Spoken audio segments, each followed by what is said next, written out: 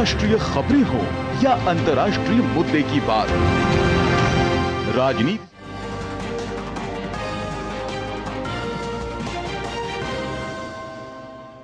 नमस्कार, स्वागत है आपका डीडी न्यूज पर। मैं हूं रेशमा आपके साथ। आइए नजर आते हैं इस वक्त की हेडलाइंस पर। 18 दिन अंतरिक्ष प्रवास के बाद ग्रुप कैप्टन शुभांशु शुक्ला की धरती पर सकुशल वापसी। देश भर में जश्न, भावुक हुआ परिवार। केंद्रीय विज्ञान मंत्री जितेंद्र सिंह ने बताया अद्भुत पल।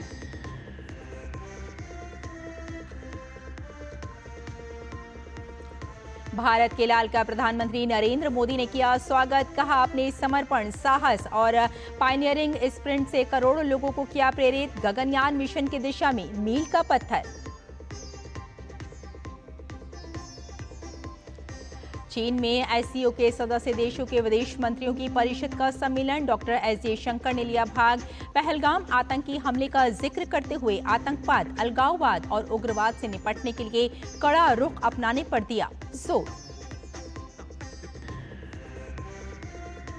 सीएम नीतीश कुमार की अध्यक्षता में हुई बिहार कैबिनेट की बैठक। 30 एजेंडों पर लगी मोहर। 1 करोड़ लोगों को नौकरी और रोजगार। और विदेशी व्यापार के मोर्चे पर अच्छी खबर। चालू वित्त वर्ष की पहली तिमाही में कुल वस्तुओं और सेवाओं का निर्यात $210 अरब पार। बीते साल के मुकाबले करीब 6% की बढ़त।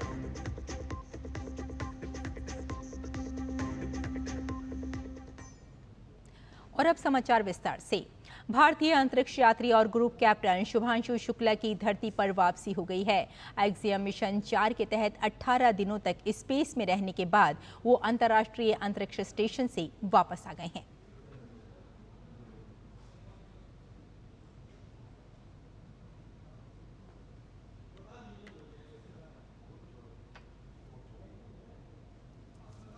तो अंतरिक्ष में तिरंगा लहराकर देश का बेटा शुभांशु शुक्ला वापस आ गए हैं धरती पर। और आपको बता दें कि ग्रुप कैप्टन शुभांशु शुक्ला धरती पर उनकी सकुशल वापसी हो गई है। 18 दिन अंतरिक्ष प्रवास के बाद ग्रुप कैप्टन धरती पर लौटे और शुभांशु शुक्ला और क्रू के अन्य सदस्यों को लेकर ड्रैगन स्पेस क्राफ्ट कैलिफोर्निया तट के पास पहुंच गए हैं। और आपको बता दें एक बार फिर के धरती पर लौट चुका है भारत का लाल। जी हां, कैलिफोर्निया तट के पास प्रशांत महासागर में उतर चुका है। ये आसमान से समुद्री तट पर उतरने की प्रक्रिया में 5.7 किलोमीटर की ऊंचाई पर ड्रॉग पैराशूट को एस्टैब्लिश किया गया। इसके बाद लगभग 2 किलोमीटर की ऊंचाई पर मेन पैराशूट को खोला गया और उसके कुछ ही मिनट के बाद स्पेस एक्स के स्पेस क्राफ्ट ने समुद्र में स्प्लैश डाउन किया। स्प्लैश डाउन के बाद कुछ दिन आइसोलेशन में ही रहना होगा। शुभांशु शुक्ला के साथ अमेरिका की पेगी वेटसन, पोलैंड के सलावोस उजनास्की और हंगरी के टिबोर कपू के साथ 25 जून को अंतरिक्ष की उड़ान भरी थी। तो 18 दिन के बाद अंतरिक्ष प्रवास के बाद लौट आए हैं शुभांशु शुक्ला। तो चलिए आगे बढ़ते हैं और बताते हैं आपको कि एक्सियम 4 के ग्रुप कैप्टन शुभांशु शुक्ला का परिवार स्पेस एक्स ड्रैगन कैप्सूल की लैंडिंग के अविस्मरणीय पल का गवाह बना है। अंतरिक्ष से ग्रुप कैप्टन शुभांशु शुक्ला की शानदार सफल वापसी के बाद से उनके परिवार में खुशी की लहर है। शुभांशु की वापसी को देख उनकी मां की आंखों से खुशी के आंसू छलक पड़े तो पिता और बहन भी बेहद खुश दिखाई दिए। परिवार ने केक काटकर शुभांशु की वापसी का जश्न मनाया। पिता ने शुभांशु की अंतरिक्ष यात्रा को गर्वित करने वाला पल बताया। उनके माता पिता ने कहा कि आने वाली पीढ़ियों को शुभांशु से प्रेरणा लेनी चाहिए और ईश्वर के आशीर्वाद से ऐसा संभव हुआ है। वहीं शुभांशु की बहन ने हर्ष व्यक्त करते हुए कहा कि अगर खुशी का कोई पैमाना होता तो शायद वो आज टूट जाता। स्पेस एक्स ड्रैगन कैप्सूल की हुई सफल लैंडिंग से वे बेहद खुश हैं। बता दें कि कैलिफोर्निया तट के पास प्रशांत महासागर में स्पेस एक्स ड्रैगन कैप्सूल की सफल लैंडिंग हुई। अच्छे से हो गया सब। ईश्वर साथ में है। ईश्वर ने ही उसको वहाँ पहुँचाया था। उसी की दुआओं से उसी के सब पहुँचाया था। उसी ने सब सुरक्षित लैंड कराया। सब कुछ वही है। आगे आने वाली पीढ़ी को सबक लेना चाहिए, सीखना चाहिए। जिसको आगे बढ़ना है वो आगे बढ़े अपना नहीं, बहुत खुशी है, बहुत खुशी है। हम तो गार्जियन हैं बहुत, और पूरे देश को खुशी है, आप सब लोगों को खुशी है कि बच्चा हमारा वापस सकुशल वापस आ गया। ये हमारे लिए और देश के लिए, सबके लिए गौरव। राष्ट्रपति द्रौपदी मुर्मू ने खुशी जताई है। राष्ट्रपति मुर्मू ने सोशल मीडिया प्लेटफॉर्म एक्स पर लिखते हुए कहा कि ग्रुप कैप्टन शुभांशु शुक्ला का अंतरिक्ष यात्रा से पृथ्वी पर लौटने पर हार्दिक स्वागत। अंतर्राष्ट्रीय अंतरिक्ष स्टेशन तय एक्सियम मिशन 4 के संचालन में उनकी भूमिका ने भारत के अंतरिक्ष अन्वेषण के साथ साथ विज्ञान एवं प्रौद्योगिकी में अंतर्राष्ट्रीय सहयोग के लिए एक नया मील का पत्थर स्थापित किया है। इस मिशन से जुड़े सभी लोगों को मेरी हार्दिक बधाई।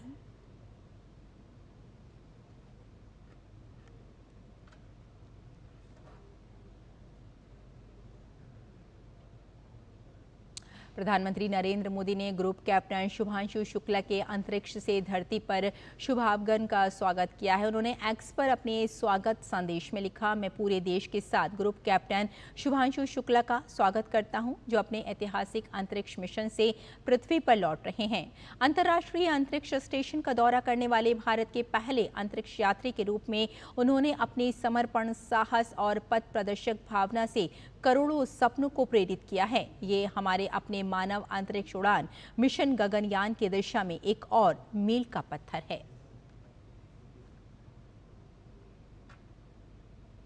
केंद्रीय विज्ञान मंत्री जितेंद्र सिंह ने शुभांशु शुक्ला की धरती पर सफल वापसी को भारत के लिए एक अद्भुत पल बताया। उन्होंने कहा कि भारत का एक सपुत्र लौटा है। उनका कहना है कि भारत को विश्व बंधु की तरह भूमिका निभानी है। It's a moment of pride for the whole world and a moment of glory for India as one of her illustrious sons returns back after accomplishing a successful voyage and after having conducted some of the very vital life-bearing experiments never done before. And therefore, as I said, today indeed Bharat has found an enduring space in the world of space. Shubhanshu Shukla सकुशल वापसी को रक्षा मंत्री राजनाथ सिंह ने गर्व का क्षण बताते हुए एक्स पर लिखा, ग्रुप कैप्टन शुभांशु शुक्ला की ऐतिहासिक एक्सियम 4 मिशन से सफल वापसी हर भारतीय के लिए गर्व का क्षण है। उन्होंने न केवल अंतरिक्ष को छुआ है, बल्कि भारत की आकांक्षाओं को नई ऊंचाइयों तक पहुंचाया है। अंतर्राष्ट्रीय अंतरिक्ष स्टेशन तक और वापसी उनकी यात्रा न केवल एक व्यक्तिगत उपलब्धि है, बल्कि ये भारत की बढ़ती अंतरिक्ष महत्वाकांक्षाओं के लिए एक गौरवपूर्ण कदम है। मैं उनके भविष्य के प्रयासों में उनकी अपार सफलता की कामना करता हूं। अंतरिक्ष से ग्रुप कैप्टन शुभांशु शुक्ला की शानदार सफल वापसी के बाद से देश भर में खुशी की लहर है। इस बीच लखनऊ के सिटी मॉन्टेसरी स्कूल में समारोह के दौरान विद्यार्थियों ने दूरदर्शन से बातचीत के दौरान कहा कि शुभांशु शुक्ला ने सभी के लिए नई मिसाल कायम की है। हम भी चाहते हैं कि हम भी ऐसी मेहनत करें और हम भी ऐसे आगे बढ़ें और हमें भी पूरी दुनिया देखे। और मैं फिर से एक बार कहूँगा शुभांशु शुक्ला को थैंक यू करने के लिए कि उन्होंने इंडिया का नाम बढ़ाया है और पूरे वर्ल्ड को दिखाया है कि वो दूसरे आदमी ऐसे हैं जो इंडिया से फिर से इंटरनेशनल स्पेस स्टेशन में एक तरह से मोटिवेशन बढ़ा है कि अब हमें भी पढ़ना चाहिए और हमें ऐसे आगे बढ़ना चाहिए। शुभांशु शुक्ला ऐसा मोटिवेशन देते हैं जो बताता है कि हमें हमेशा कड़ी मेहनत करनी चाहिए ताकि हम लोग आगे बढ़ सकें और कभी हार नहीं माननी चाहिए। भले ही कभी भी हमारे रिजल्ट ख़राब हो गया हो, हमेशा अच्छा सोचना चाहिए, पॉजिटिव सोचना चाहिए। वो हमें मोटिवेट भी करेगा और हमारे लिए अच्छा रहेगा। शुभांशु शुक्ला सकुशल वापसी को ऐतिहासिक उपलब्धि बताते हुए केंद्रीय मंत्री नितिन गडकरी ने एक्स पर लिखा, ग्रुप कैप्टन शुभांशु शुक्ला की एक्सियम 4 मिशन से विजयी वापसी भारत के लिए एक ऐतिहासिक उपलब्धि है। अंतर्राष्ट्रीय अंतरिक्ष स्टेशन तक उनकी यात्रा न केवल एक व्यक्तिगत उपलब्धि है, बल्कि भारत की बढ़ती अंतरिक्ष महत्वाकांक्षाओं का एक ज्वलंत प्रतीक भी है। अंतरिक्ष में पहुंचकर उन्होंने 1.4 अरब भारतीयों के सपनों को उड़ान दी। साहस, विज्ञान और राष्ट्रीय गौरव की उनकी असाधारण यात्रा में उन्हें निरंतर सफलता की कामना करता हूं।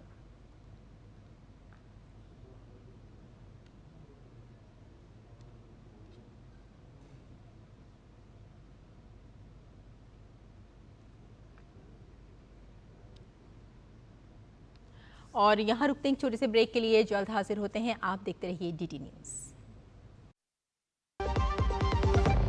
In LIC लाया है unit linked insurance plan index plus. जीवन बीमा पाइए और निफ्टी स्टॉक्स के साथ अपने मार्केट रिटर्न्स को तेजी से बढ़ाइए। इस अट्रैक्टिव कॉम्बिनेशन के साथ अपना कल सुरक्षित कीजिए। सिर्फ 2500 रुपए मंथली प्रीमियम से शुरुआत कीजिए। आज ही LICindia.in पर जाएं। मेरी पसंद, मेरी पसंद, मेरी पसंद, मेरी पसंद, हमारी पसंद, हम सबकी पसंद। मजबूत देश का मजबूत सरिया हो गया स्टील। ब्रेक के बाद एक बार फिर आपका स्वागत है। आइए आगे बढ़ते हैं। कुछ मीडिया रिपोर्ट्स में ये दावा किया जा रहा है कि केंद्रीय स्वास्थ्य मंत्रालय ने समोसा, जलेबी और लड्डू जैसे खाद्य उत्पादों पर चेतावनी लेबल लगाने का निर्देश दिया है। ये खबरें भ्रामक, गलत और निराधार हैं। केंद्रीय स्वास्थ्य मंत्रालय ने कार्यस्थलों पर लोगों को स्वस्थ विकल्प अपनाने के लिए प्रोत्साहित करने के उद्देश्य से एक परामर्श यानी एडवाइजरी जारी की थी, जिसमें स्वास्थ्य मंत्रालय ने कार्यस्थलों पर तेल और चीनी बोर्ड लगाने की सलाह दी है, जिससे स्वस्थ खान पान की आदतों को बढ़ावा मिल सके। केंद्रीय स्वास्थ्य मंत्रालय द्वारा जारी परामर्श का उद्देश्य कार्यस्थलों पर तेल और चीनी बोर्ड प्रदर्शित कर लोगों को भोजन में छिपे वसा और अतिरिक्त चीनी के प्रति जागरूक करना है, जिससे छिपे हुए वसा और अत्यधिक चीनी के सेवन से होने वाले नुकसान के प्रति लोगों को जागरूक किया जा सके। स्वास्थ्य मंत्रालय का यह परामर्श समोसे, जलेबी और लड्डू जैसे खाद्य उत्पादों पर चेतावनी लेबल लगाने का कहीं भी निर्देश नहीं देता और न ही ये भारतीय स्नैक्स या स्ट्रीट फूड संस्कृति के विरोध में है। यहाँ परामर्श लोगों को स्वस्थ जीवन शैली अपनाने के लिए जागरूक और प्रोत्साहित करता है। केंद्रीय मंत्री धर्मेंद्र प्रधान ने ओडिशा के बालासोर में 20 वर्षीय बीएड छात्रा द्वारा आत्मदाह की घटना को लेकर कांग्रेस नेता राहुल गांधी की कड़ी निंदा की है। इस दौरान केंद्रीय मंत्री ने कहा, जो भी इस मामले में दोषी है उनके खिलाफ में कठोर से कठोर कार्रवाई की जाएगी। केंद्रीय मंत्री धर्मेंद्र प्रधान से डीडी न्यूज संवाददाता सोमेश पटेल ने खास बातचीत की। उनसे बातचीत करने के लिए केंद्रीय मंत्री धर्मेंद्र प्रधान जी उनसे बातचीत करेंगे। सर, राहुल गांधी ने बालासोर की घटना को लेकर टिप्पणी की है। बालेश्वर में जो घटना हुई भोगराई की वो बच्ची, ये बहुत ही चिंताजनक और दुर्भाग्यपूर्ण है। वो घटना नहीं होनी चाहिए, लेकिन जो बात सामने आ रही है, जब बात सामने आई तब वो घटना होने के बाद राज्य सरकार यहाँ के बहुत त्वरित कार्रवाई किया है। 2 लोगों को गिरफ्तार किया गया जिन्होंने संवेदनहीनता दिखाई थी। जो मूल जिनके नाम पे आरोप है उस प्राध्यापक को तुरंत गिरफ्तार करवाया गया है। जो प्रिंसिपल, जो आईसी कमेटी, इंटरनल कमेटी के माध्यम से जो समीक्षा करके एक विषय को सुधारने की आवश्यकता था, उन्होंने भी, प्रिंसिपल ने भी बहुत लापरवाही की, उनको अनदेखा किया। उन्हीं को बच्ची ने कई बार अनुरोध किया, लिखित के रूप में भी दिया, तब भी सुनवाई नहीं करने के कारण जो उन्होंने संवेदनहीनता दिखाई, उनके ऊपर भी कार्रवाई हुई है। राहुल गांधी ने एक बात और कहा है, मणिपुर से तुलना की उड़ीसा की घटना को। देखिए, मैं इस प्रकार की राजनीति नहीं करना चाहता हूँ। मणिपुर में जब लंबे समय नॉर्थ ईस्ट में क्या हालत थी कांग्रेस की रिजीम में, ये इतिहास की हिस्सा है।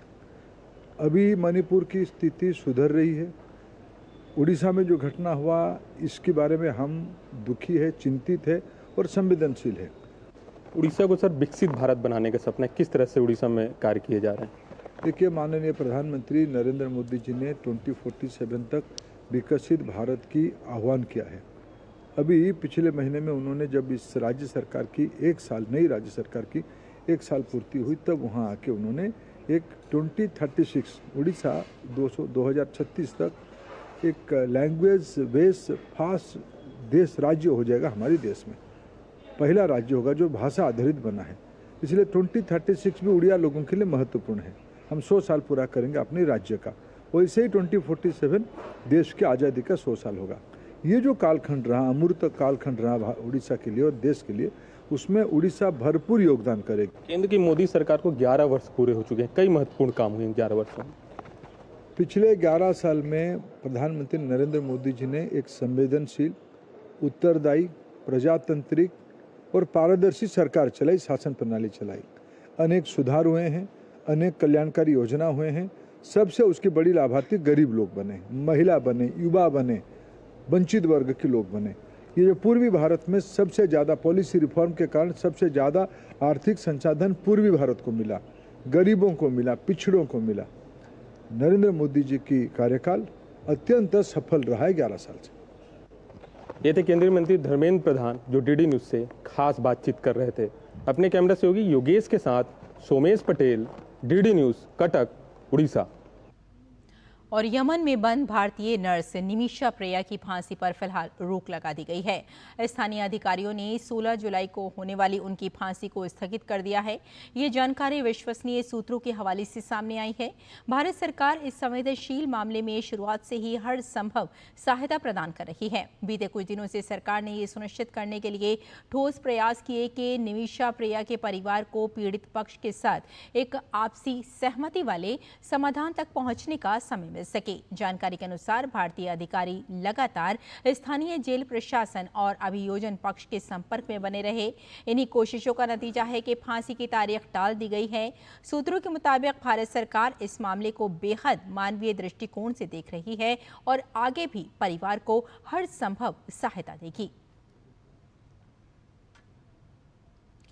रक्षा अनुसंधान एवं विकास संगठन DRDO ने नौसेना स्टाफ गुणात्मक आवश्यकताएं यानी NSQR के तहत भारतीय नौसेना को स्वदेशी रूप से तैयार और रणनीतिक रूप से महत्वपूर्ण 6 नई प्रणाली सौंपी।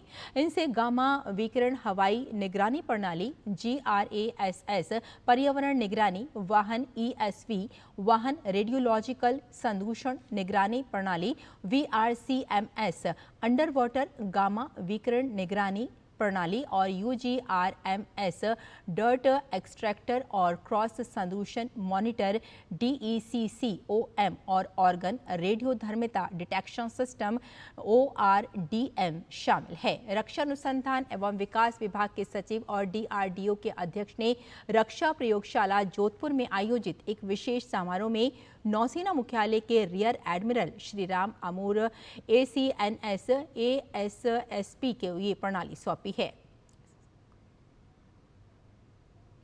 मुंबई में लगातार हो रही बारिश के बीच एयरलाइन कंपनी इंडिगो ने सोशल मीडिया पर यात्रियों के लिए एडवाइजरी जारी की है। इस एडवाइजरी में इंडिगो ने संभावित देरी के प्रति सचेत रहने और अपनी यात्रा के लिए अतिरिक्त समय निकालने की सलाह दी है। कंपनी ने यात्रा के लिए निकलने से पहले कंपनी की वेबसाइट और ऐप पर जाकर उड़ान की स्थिति की जांच करके यात्रा पर निकलने की सलाह दी। भारत की उभरती डिजिटल और रचनात्मक अर्थव्यवस्था परिवर्तनकारी प्रगति की दिशा में है। भारतीय रचनात्मक प्रौद्योगिकी संस्थान IICT इस अगस्त से अपने छात्रों के पहले बैच के लिए प्रवेश शुरू कर रहा है।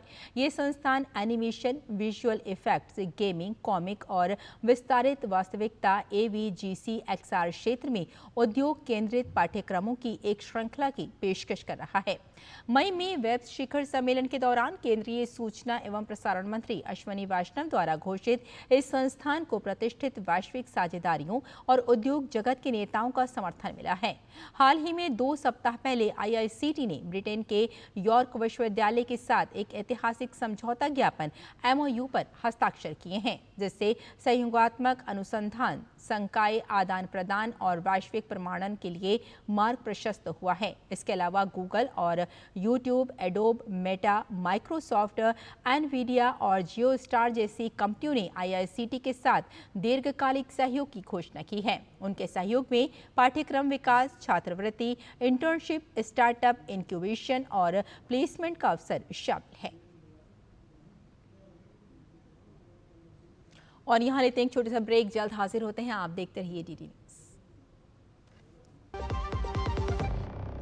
जब धरती चीर कर निकलता है लोहे का पत्थर और मिलता है मोंगिया के जोश से, फिर तपता है, पिघलता है और बनता है फौलाद। अब होता है सरिया सारी खूबियों के साथ। मोंगिया स्टील, मजबूत देश का मजबूत सरिया। जो लक्ष्य चुना था समझ आने लगा है। GLA यूनिवर्सिटी, उच्च लक्ष्य की निश्चित प्राप्ति। ब्रेक के बाद एक बार फिर आपका स्वागत। विदेशी व्यापार के मोर्चे पर अच्छी खबर है। वाणिज्य मंत्रालय द्वारा जारी आंकड़ों के मुताबिक अप्रैल जून अवधि यानी चालू वित्त वर्ष की पहली तिमाही में देश से होने वाला कुल वस्तुओं और सेवाओं का निर्यात 210 अरब डॉलर को पार कर गया। बीते साल की इसी अवधि के मुकाबले ये करीब 6% की बढ़त दिखाता है। गौरतलब है कि बीते 10 वर्षों में पहली तिमाही में ये विदेश व्यापार का सबसे बड़ा आंकड़ा है। वाणिज्य मंत्रालय में सचिव सुनील वर्तवाल ने कहा कि अगर देश में निर्यात के मोर्चे पर पूरे साल ऐसा ही प्रदर्शन जारी रहा तो बीते साल के रिकॉर्ड निर्यात के लक्ष्य को पार करना काफी आसान होगा। आपको बता दें कि साल 2024-25 में देश का कुल निर्यात करीब 825 अरब डॉलर के स्तर पर था। इस वर्ष की पहली तिमाही में होने वाला कुल आयात करीब 180 अरब डॉलर रहा है, जो बीते साल 172 अरब डॉलर के स्तर पर था। पहली तिमाही में देश का व्यापार घाटा करीब 67 अरब डॉलर रहा, जो बीते साल इसी अवधि में 62 अरब के स्तर पर था। अगर सिर्फ जून 2025 के आंकड़ों पर ध्यान दिया जाए तो देश से होने वाला कुल निर्यात करीब 68 अरब डॉलर रहा है, जो जून 2024 के मुकाबले 6.5% ज्यादा है। जून महीने में इलेक्ट्रॉनिक गुड्स, चाय, जूट उत्पादों, मांस, डेयरी और पोल्ट्री उत्पाद, अनाज और मरीन प्रोडक्ट्स के निर्यात में बढ़ोतरी दर्ज की गई है। जून में जिन वस्तुओं के आयात में कमी आई उसमें उल्लेखनीय गिरावट है। दालों के आयात में आने वाली 75% की कमी, इसके साथ ही न्यूज प्रिंट, ट्रांसपोर्ट इक्विपमेंट, कोयला और कीमती धातुओं के आयात में कमी दर्ज की गई है। बिहार विधानसभा चुनाव के पहले नीतीश सरकार के नेतृत्व वाली एनडीए सरकार ने बड़ा फैसला लिया है। बिहार सरकार ने अगले 5 साल के दौरान 1 करोड़ लोगों को नौकरी और रोजगार देने का फैसला किया है। दरअसल मंगलवार को बिहार कैबिनेट की बैठक में ये निर्णय लिया गया। राज्य के लोगों को जल्द से जल्द रोजगार मुहैया कराया जा सके, इसके लिए एक उच्च स्तरीय समिति बनाई जाएगी, जिसकी अध्यक्षता विकास आयुक्त करेंगे। वहीं कैबिनेट ने राज्य में एक सेवा भर्ती एवं सेवा शर्त नियमावली 2025 को भी स्वीकृति दे दी है। हाल ही में बिहार कैबिनेट ने विकास से संबंधित 43 एजेंडों पर मोहर लगाई है। 5 वर्ष 2025 से 30 तक राज्य सरकार बिहार राज्य में 1 करोड़ नौकरी एवं रोजगार सृजन करने का लक्ष्य निर्धारित किया गया। इसकी संभावना और विकल्पों के बारे में निर्णय लेने के लिए विकास आयुक्त की अध्यक्षता में कमेटी गठित की गई है। और रूस की सुरक्षा परिषद के उपाध्यक्ष दिमित्री मेदवेदेव ने अमेरिका के राष्ट्रपति डोनाल्ड ट्रंप की टैरिफ धमकी पर कड़ा जवाब दिया है। दिमित्री मेदवेदेव ने सोशल मीडिया प्लेटफॉर्म एक्स पर पोस्ट करते हुए लिखा कि ट्रंप ने रूस और यूक्रेन संघर्ष को लेकर एक नाटकीय चेतावनी जारी की है। दुनिया इसके नतीजों की आशंका से कांप उठी है और आक्रामक यूरोप निराश हुआ है, लेकिन रूस को इसकी कोई परवाह नहीं है। ब्रिटेन के किंग चार्ल्स ने लंदन स्थित सेंट जेम्स पैलेस में भारतीय पुरुष क्रिकेट टीम और भारत की महिला क्रिकेट टीम से मुलाकात की। मुलाकात के दौरान टीम के खिलाड़ियों ने किंग चार्ल्स के साथ पिछले मुकाबले से जुड़े अपने अनुभव साझा किए। भारत की पुरुष और महिला टीमें इन दिनों इंग्लैंड दौरे पर हैं। शुभमन गिल के नेतृत्व में भारतीय टीम 5 मैचों की टेस्ट सीरीज खेल रही है, तो वहीं दूसरी तरफ हरमनप्रीत कौर के नेतृत्व वाली महिला टीम 3 मैचों की वनडे सीरीज खेल रही है। किंग चार्ल्स से मुलाकात पर टीम इंडिया के कप्तान शुभमन गिल ने अपनी खुशी जाहिर की।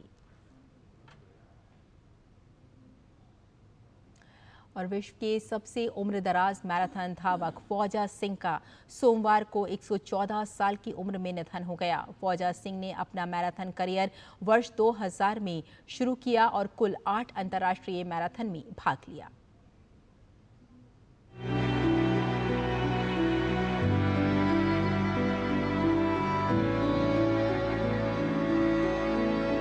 हुनर के आगे उम्र मायने नहीं रखती और इसी बात की मिसाल थे पंजाब के फौजा सिंह, दुनिया के सबसे उम्रदराज एथलीट। फौजा सिंह, जो कि टर्बन टॉर्नेडो के नाम से भी मशहूर थे, अब हमारे बीच में नहीं है। फौजा सिंह जालंधर में अपने घर के बाहर टहल रहे थे, तभी एक कार ने उन्हें टक्कर मार दी, जिसके चलते वो बुरी तरह से घायल हो गए और अस्पताल में उनकी मृत्यु हो गई। फौजा सिंह भले ही अब हमारे बीच में ना हो, लेकिन उनके द्वारा कमाई गई शोहरत उनकी हिम्मत की कई कहानियों को सामने रखती है। फौजा सिंह का जन्म 1 अप्रैल 1911 को पंजाब के जालंधर जिले के ब्यास पिंड में हुआ था। फौजा सिंह ने 89 वर्ष की उम्र में मैराथन दौड़ना शुरू किया। 2004 में उन्होंने 93 साल की उम्र में लंदन मैराथन पूरी की। 2011 में 100 साल की उम्र में उन्होंने टोरंटो मैराथन पूरी की और 100 प्लस की कैटेगरी में रिकॉर्ड बनाया। फौजा सिंह लंदन 2012 ओलंपिक के लिए मशाल वाहक थे। साल 2013 में 101 साल की उम्र में उन्होंने हांगकांग मैराथन में हिस्सा लेकर अपनी अंतिम पेशेवर दौड़ पूरी की। पीएम मोदी ने फौजा सिंह के निधन पर दुख जताया है। उन्होंने सोशल मीडिया प्लेटफॉर्म एक्स पर लिखा, फौजा सिंह जी अपने अद्वितीय व्यक्तित्व और फिटनेस जैसे महत्वपूर्ण विषय पर भारत के युवाओं को प्रेरित करने के अपने तरीके के कारण असाधारण थे। वे अद्भुत दृढ़ संकल्प वाले एक असाधारण एथलीट थे। उनके निधन से बहुत दुख हुआ। मेरी संवेदनाएं उनके परिवार और दुनिया भर में उनके अनगिनत प्रशंसकों के साथ है। फौजा सिंह न केवल युवाओं के लिए ताउम्र प्रेरणा का काम करते रहेंगे, बल्कि खुद के जीवन को किस तरह से लगातार बदलाव के दौर से गुजार नया आयाम दे सकते हैं, इसके भी बड़े उदाहरण के तौर पर दुनिया के जहन में हमेशा तरोताजा रहेंगे। Sports desk, DD news. तो विश्व के सबसे उम्र दराज मैराथन धावक फौजा सिंह का निधन हो गया है। तो फिलहाल इस बुलेटिन में इतना ही। अनुमति दी, नमस्कार।